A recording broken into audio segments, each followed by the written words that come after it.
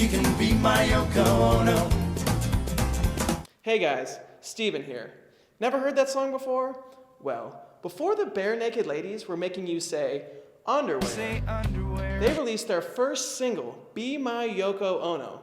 The song won them an $100,000 grand prize and gave them enough money to fund their first album, Gordon, thus jump-starting their careers and allowing them to make the songs you may know just a little bit better. It's been 1 week since you looked at me, dropped your arms to the sides and said I'm sorry. So do the Barenaked Ladies have Yoko Ono to thank for their fame? What if Yoko was never in the public eye? What if, the night that her and John Lennon met, John, instead, had a Beatles show take up his schedule? Or perhaps he caught a cold and actually decided to stay home with his first wife, Cynthia.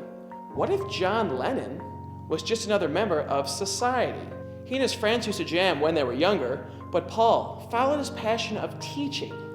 George followed his passion of painting, and Ringo, well, who cares what Ringo did? What if the Beatles were never a band? For starters, the entire British invasion, the music one, not the one in 1812, would have been without a catalyst. Even though they only toured America for 5.5 years, the Beatles' debut on The Ed Sullivan Show on February 9th, 1964, was viewed by over 73 million American viewers. This excitement about this new style of music allowed other acts, like the Rolling Stones and Herman's Hermits, to make the jump to America and get a great reaction on the charts almost immediately. Sure, these bands may have had success anyway, but the Beatles definitely provided that initial spark that made your grandma scream and expose those knees. The Beatles' massive effect on the music industry is the obvious one, but what else would have been different if the band never formed? One life that may have turned out differently is that of Mark David Chapman, compassionately known as John Lennon's murderer. On December 8th, 1980, Chapman shot Lennon 4 times. Prison interviews show that his reported hit list at the time included Johnny Carson, fellow Beatle Paul McCartney, and then President Ronald Reagan. If he never knew Lennon because Lennon was never famous, who else may have been killed instead? Another celebrity whose life would have been different is Jared Leto. For the 2007 film Chapter 27, Leto gained 67 pounds to portray Mark David Chapman. This type of wild weight gain and subsequent loss gave Leto gout, thus putting his health in clear jeopardy. Sure, getting bone thin for Requiem for a Dream and Dallas Buyers Club didn't do great things for his health, but that's not the point. The point here is that Jared Leto is an American masterpiece. Yeah. The Beatles.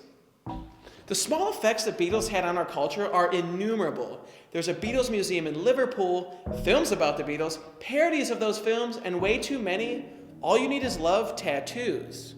There's also a 24-hour live stream of Abbey Road in London, so people around the world can watch tourists recreate that iconic album cover. These details may seem small, but Ashton Kutcher can tell you best that there are no small details when dealing with the timeline of history. It's a butterfly effect reference. Worst of all, there would also be no Hey Jude. Paul McCartney wrote this song for John Lennon's son Julian when John went all Be My Yoko Ono on, you guessed it, Yoko Ono. So there you have it.